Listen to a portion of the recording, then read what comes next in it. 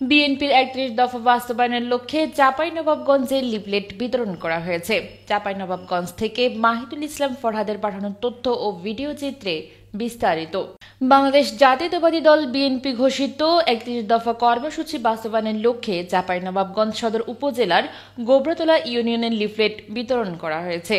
বুধবার বিকেলে এই লিফলেট বিতরণ কার্যক্রমের উদ্বোধন করেন চাঁপাইনবাবগঞ্জ জেলা বিএনপির আহ্বায়ক গোলাম জাকারিয়া। এ সময় বিএনপি ও অঙ্গ সংগঠনের বিভিন্ন পর্যায়ে নেতাকর্মীরা উপস্থিত ছিলেন।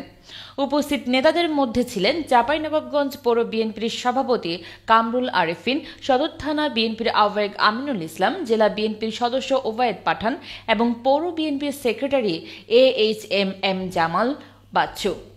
নেতৃবৃন্দ বলেন, দেশে গণতন্ত্র পুনঃপ্রতিষ্ঠা, দ্রব্যমূল্যের ঊর্ধ্বগতি রোধ, জনগণের ভোটের অধিকার ফিরিয়ে দেওয়া এবং সুশাসন প্রতিষ্ঠার লক্ষ্যে বিএনপির ৩১ দফা বাস্তবায়ন অপরিহার্য।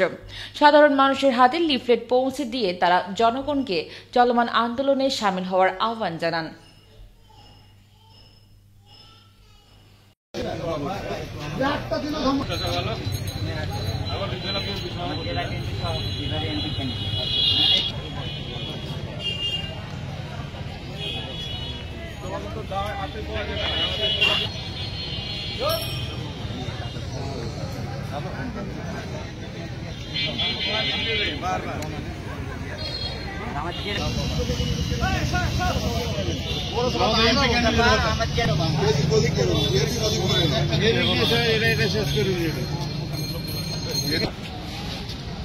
জেলা বিএনপি সভাপতি